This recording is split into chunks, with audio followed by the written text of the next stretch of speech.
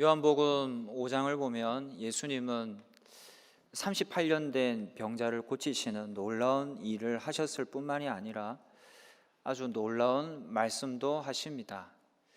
그것은 예수님께서 자신이 하나님의 아들이시다라는 겁니다.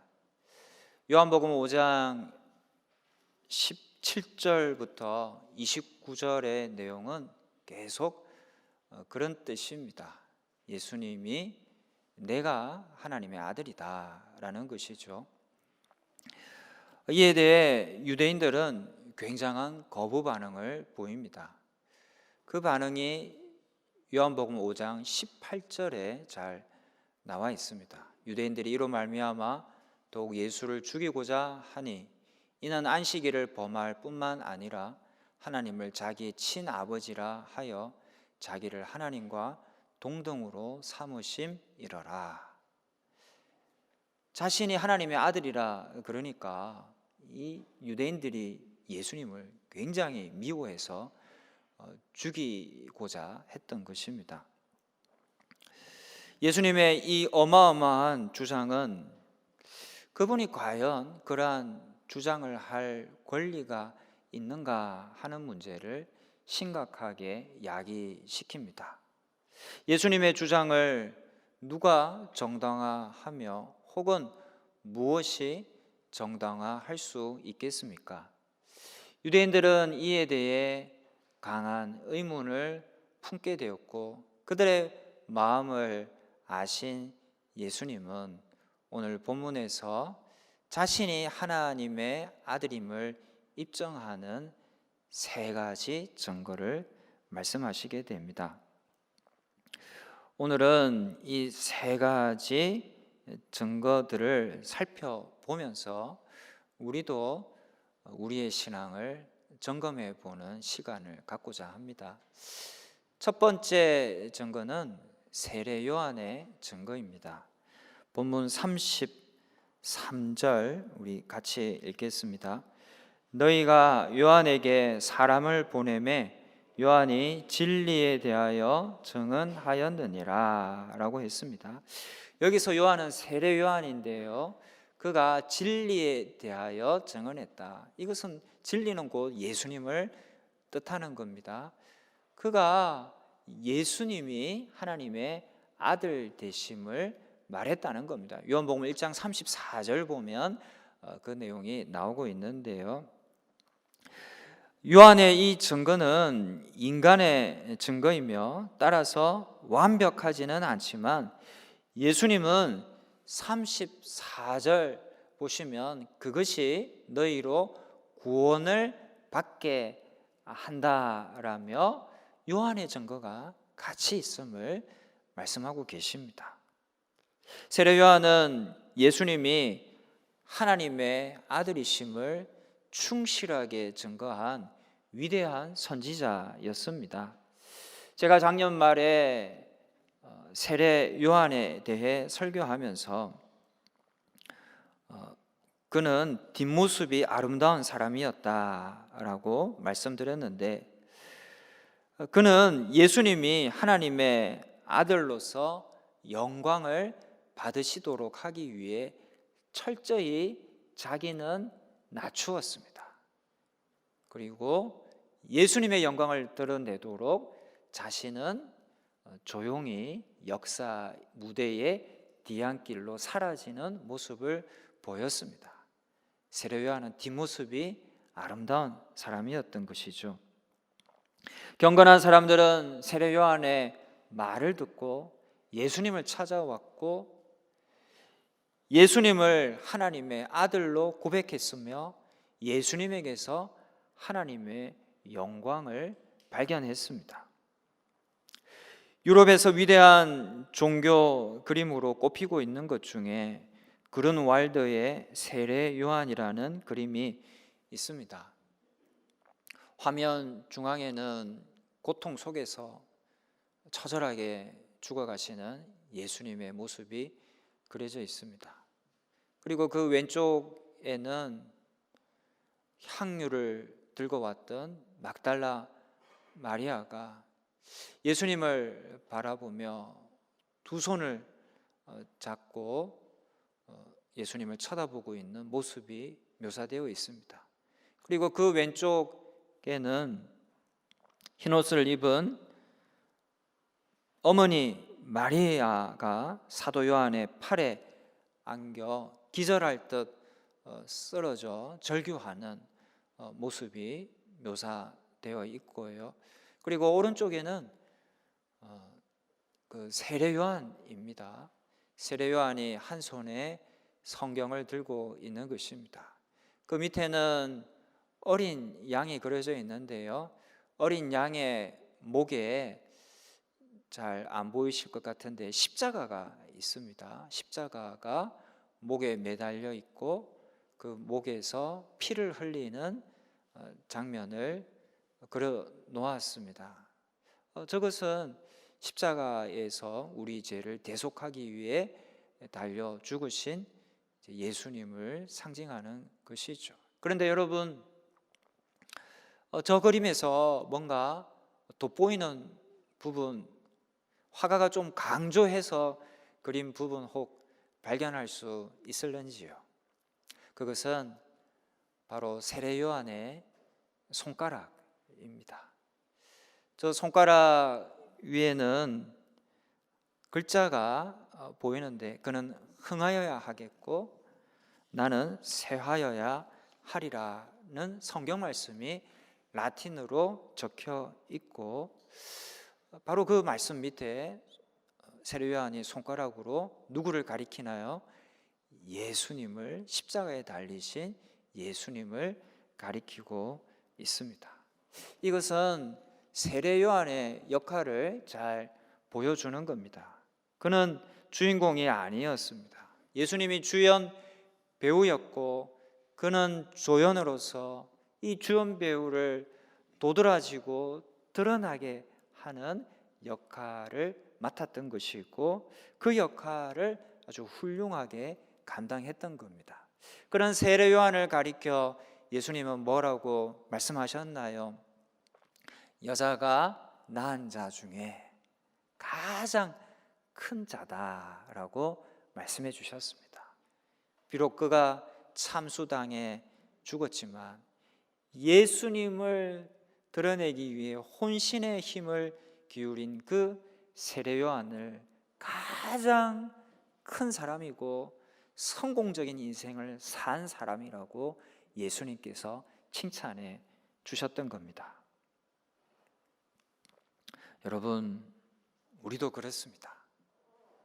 우리도 예수님을 드러내고 예수님을 나타내고 예수님을 가리킬 수 있으면 우리는 누구보다도 성공적인 인생을 살게 되는 것입니다. 형 존 웨슬리와 함께 영국의 국교회, 지금의 성공회에서 감리교회 운동을 일으킨 찰스 웨슬리라는 목사님이 있습니다. 이 목사님은 찬송가 작사가로도 유명한데요. 우리가 잘 알고 있는 찬송가 15장, 하나님의 크신 사랑 하늘에서 내리사, 또 23장, 만입이 내게 있으면 그 입 다 가지고 내 구주 주시는 종을 늘 찬송하겠네. 그리고 595장, 나 맡은 본분은 구주를 높이고 등 그가 지은 찬송가 곡이 무려 13곡이나 우리나라 찬송가에 수록되어 있습니다. 찬송가 맨 뒤에 보면 색인이 나오는데요. 작사가 색인도 나옵니다. 거기에 이제 웨슬리 찰스라는 부분을 보면 모두 그가 지은 찬송가곡 13곡을 우리가 알 수 있습니다. 아주 좋은 곡이고요. 굉장히 영감 있는 곡인데요. 이 웨슬리 목사님이 다음과 같이 말했습니다.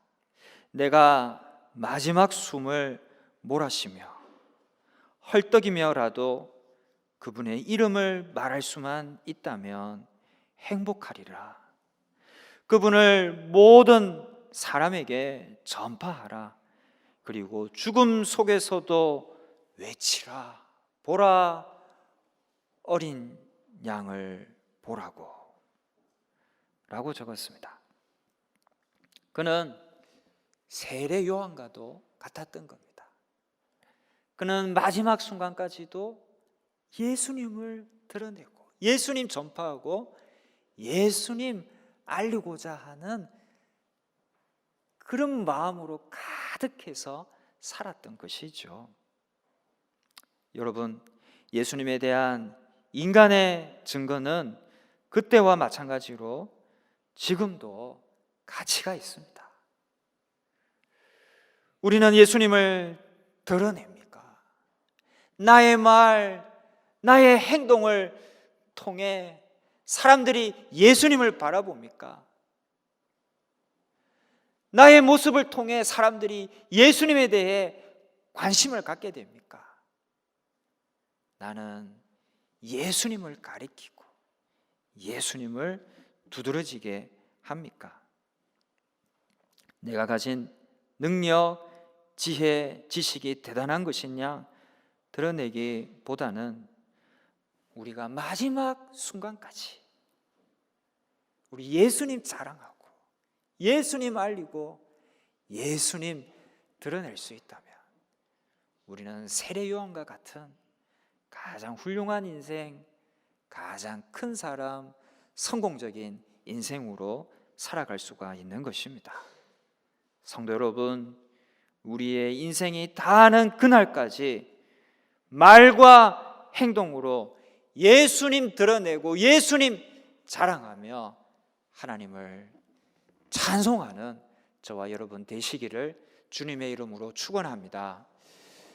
두 번째로 예수님이 말씀하신 두 번째 증거는 기적입니다. 본문 36절 같이 읽겠습니다. 내게는 요한의 증거보다 더 큰 증거가 있으니 아버지께서 내게 주사 이루게 하시는 역사 곧 내가 하는 그 역사가 아버지께서 나를 보내신 것을 나를 위하여 증언하는 것이요 라고 했습니다. 이 세례 요한의 증거도 가치가 있지만 그것은 인간의 증거이기에 완벽하지는 않습니다. 그것보다 더 크게 예수님이 하나님의 아들 되심을 입증하는 증거가 있는데 그것은 바로 하나님께서 예수님을 통해 나타내신 역사라는 것입니다. 여기서 이 역사는 예수님이 행하신 여러 이적과 기사를 뜻하는 겁니다. 예수님은 이 세상에 계실 때에 수많은 기적을 행하셨습니다. 요한복음 20장 30절에 예수께서 제자들 앞에서 이 책에 기록되지 아니한 다른 표적도 많이 행하셨다라고 나와 있습니다. 예수님은 사도 요한은 예수님의 기적을 요한복음에서는 7개만 기록했습니다. 그래서 7대 표적이라고 하는데요. 근데 그것 말고도 많은 이적들이 있었다라는 것입니다. 그런 이적들을 예수님은 왜 행하셨을까요?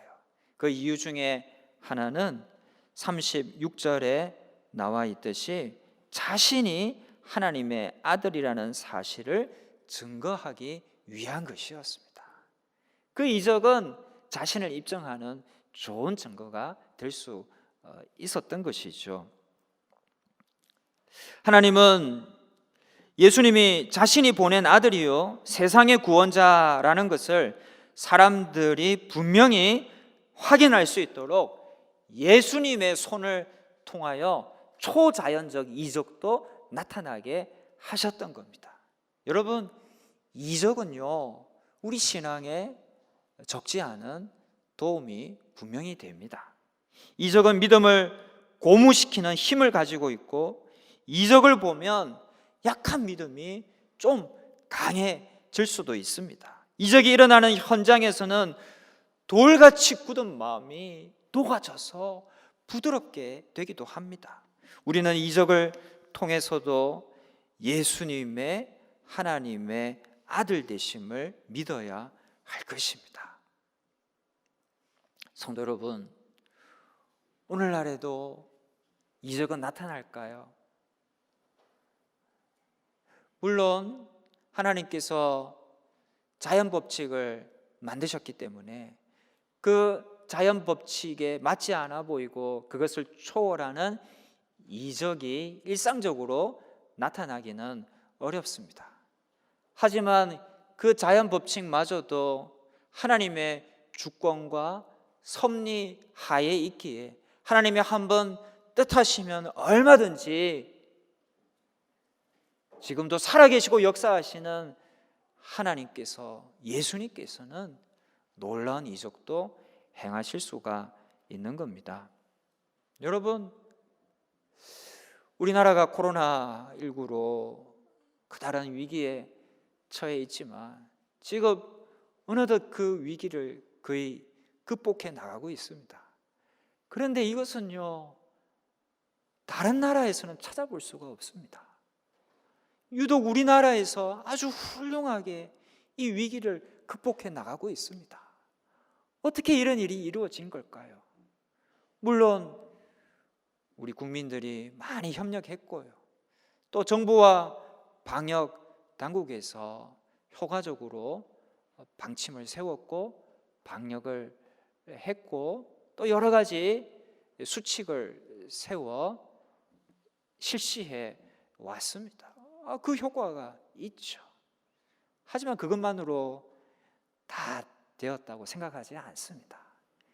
여기에는 정말 하나님의 개입하심이 있는 겁니다.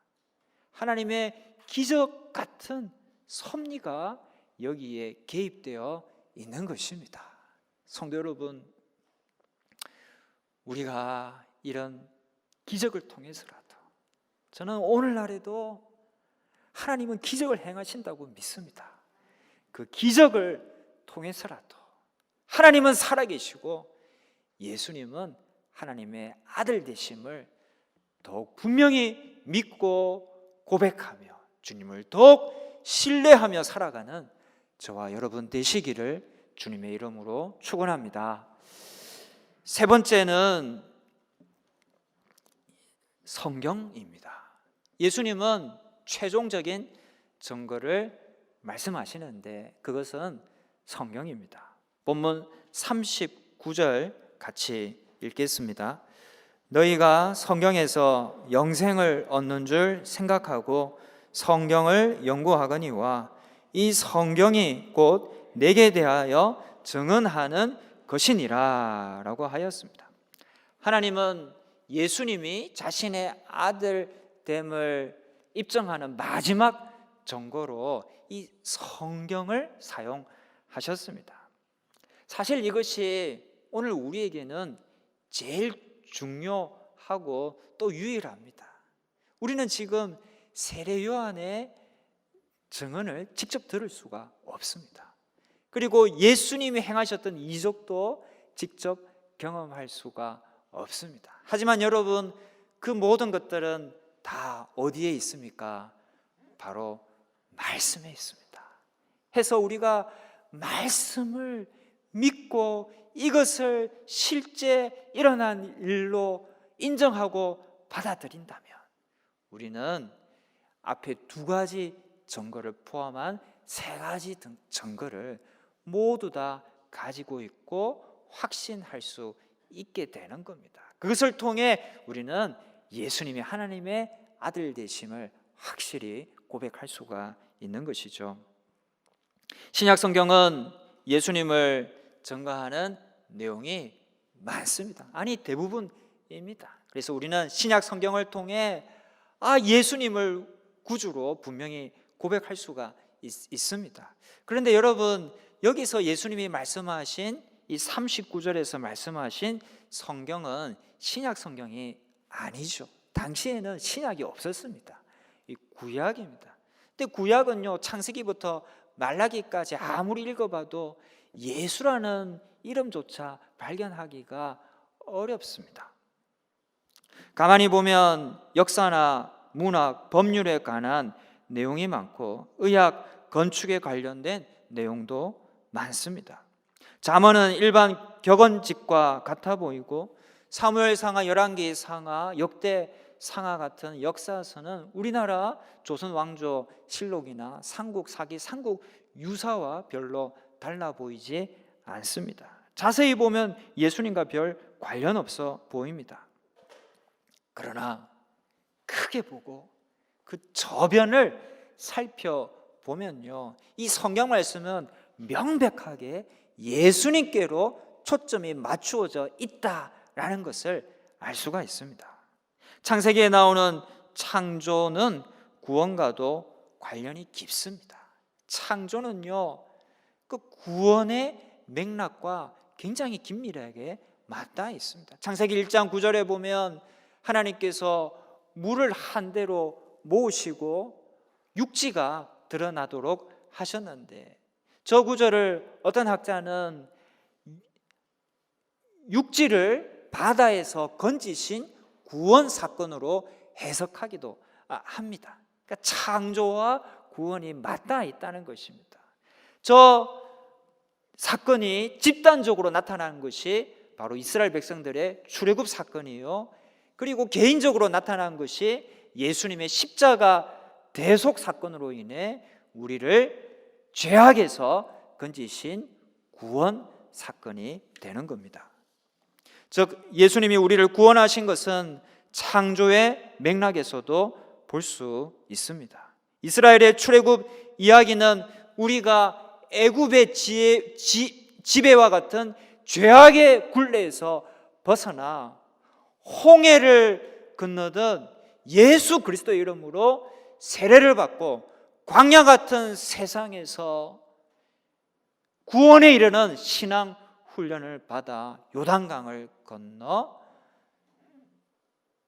가나안 땅, 즉 천국에 이르는 구원의 여정을 상징하는 것입니다. 레위기에 나오는 각종 제사는 예수님의 십자가 대속의 죽음을 나타내는 겁니다. 구약에 여러 역사책이 있고 역사를 말하고 있는데 그 여러 역사는요, 마태복음 1장 1절 아브라함과 다윗의 자손 예수 그리스도의 계보라, 이 한 구절에 요약이 됩니다. 그러니까 구약의 그 많은 역사서들이 바로 예수 그리스도를 드러내기 위함인 것입니다. 성경이 예수님에 대해 증언한다라는 말씀의 의미는 구약에서 예수님에 대해 예언하고 있는 성경의 여러 증거 본문들을 찾을 수 있다는 의미만은 아닙니다. 그런 본문도 물론 많습니다. 구약의 여러 구절들이 예수님에 대해 말하고 있는 것입니다. 하지만 더 중요한 것은 구약의 주제가 예수님이라는 것입니다. 구약 성경 전체가 예수님에 대해 말하며 구약 이야기의 흐름, 즉 서사가 예수님을 향하고 있다는 말입니다. 구약 서사의 흐름은 마구잡이로 흘러가는 것이 아니라 일정한 목적지, 종착점이 있는데 그것은 바로 예수 그리스도라는 것입니다. 이것이 구약이 예수님에 대해 증언한다는 말씀의 의미입니다.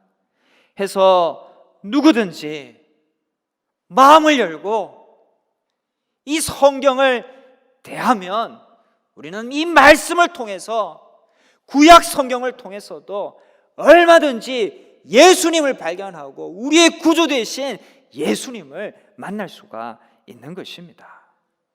여러분, 우리는 성경을 그렇게 제대로 읽고 있나요? 우리는 성경을 읽으면서 예수님을 인정하고 예수님을 만나고 있습니까? 눈으로 세상을 볼 수 없었던 헬렌 켈러는 만일 자기가 며칠만이라도 눈을 뜬다면 보고 싶은 것들이 있는데 그 중에 하나는 숲에 들어가서 거기에 있는 모든 것을 보고 싶다라는 말을 하였습니다. 그런데 어느 날 헬렌 켈러의 친구가 숲속에 가서 오랫동안 산책을 하고 돌아왔어요. 헬렌 켈러가 물었습니다. 숲속에 가서 무엇을 보았느냐? 그런데 이 친구가 숲속에서 별로 본 것이 없다라고 말하는 거예요. 헬렌 켈러가 깜짝 놀랐습니다. 아니, 그 많은 것들을 왜 보지 못하고 왔는지 그녀로서는 이해할 수 없었기 때문입니다. 유대인들이 바로 그랬습니다. 유대인들은요, 누구보다도 성경을 가까이 했습니다. 하루 세 끼 식사보다도 성경을 더 가까이 하며 읽으려고 열심을 내었습니다.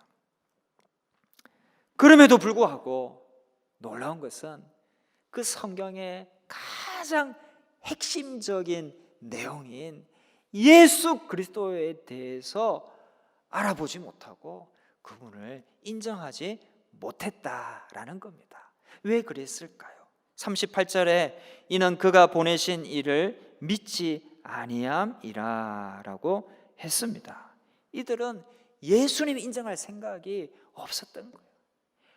지금 오신 예수님이 자신들의 구세주이시다라는 것을 전혀 믿지 않았던 겁니다. 이분은 우리의 구주가 될 수 없어 라는 것을 전제하고 성경을 보니 아무리 봐도 거기서 예수님을 만날 수가 없었고 지금 바로 앞에 계신 예수님도 하나님의 아들로 인정할 수가 없었던 겁니다. 여러분, 누구든지 마음을 열고 하나님의 말씀을 읽으면 그때 우리는 말씀 속에서 예수님을 만나고 그분이 하나님의 아들 되심을 인정할 수가 있습니다. 하나님의 한마디 말씀에도 우리는 꼬꾸라지며 그 앞에 자복하고 회개하며 오직 주님만을 바라보게 될 것입니다. 창세기 3장에 보면 범죄한 아담에게 하나님이 물으셨습니다. 아담아, 내가 어디 있느냐? 하나님이 아담이 어디 있는지 몰라서 물으신 걸까요? 그렇지 않죠. 하나님은 지금 그의 인생의 근본에 대해서, 인생의 근본 자세에 대해서 물어보신 겁니다. 하나님은 때때로 이런 질문을 우리에게 주실 거예요. 내가 어디 있느냐? 짧은 한마디이지만 내 인생의 좌표와 내 인생의 방향을 물어보시는 근본적인 질문이며 우리는 그 짧은 한마디 하나님의 말씀 속에서도 엄청난 깨달음을 얻고 나는 죄인이요 오직 구주 되신 우리 주 예수 그리스도만을 찾고 그분을 갈망하는 마음이 될 것입니다. 성도 여러분, 우리는 어떤 마음으로 성경을 대하고 있습니까? 성 어거스틴은 내가 성경책을 펴놓고 읽을 때는 글을 읽는 것이 아니라 하나님이 직접 하늘에서 들려주시는 음성을 듣고 있는 것이다 라고 고백했습니다. 우리도 그 마음, 그 자세로 이 말씀을 대하면 좋겠습니다. 그러면 말씀 속에서 그리스도를 만날 것이며 우리 인생의 모든 문제에 대한 궁극적인 해답도 찾게 될 것입니다.